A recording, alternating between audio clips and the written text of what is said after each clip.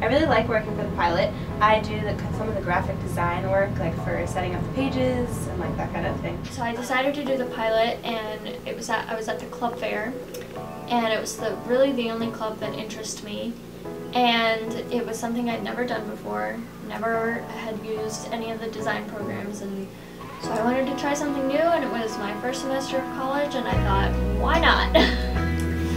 I've become more interested in graphic design because of the pilot and wanting to grow in my understanding of programs and the design programs that we use. I took graphic design 1, and so I kind of know how that might happen, but as far as like the layout of the pages, I have no idea how to go into that.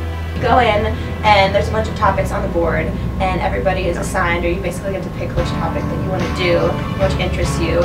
So everybody gets their different topic, and then you can it's kind of like up to you what to do and where you go with it. And you can get pictures from some of the photographers for the pilot and like add those into your page, and you just make it unique and creative. It's not only like the people writing it who like what the work goes into, but it's also like everybody behind the scenes, whether it's like setting up the cover or like doing the different fonts, and like every single thing you do, like if you like move it to the right, for example, it like messes up. So you really have to like be focused and really like spend a lot of time and like put hard work into the graphic design pilot. Sometimes the programs that we use, we mostly use InDesign, and sometimes it can be difficult to use. It just wants to be difficult, or the computer itself is being difficult, and so that can be hard because you have a cool idea and yet for some reason InDesign isn't letting you do that. But eventually you'll figure it out. It might take a little longer to get there. So that's probably the most difficult part, is just the technology and learning to work around InDesign. I always think that the front page photos are outstanding. Always really good photography.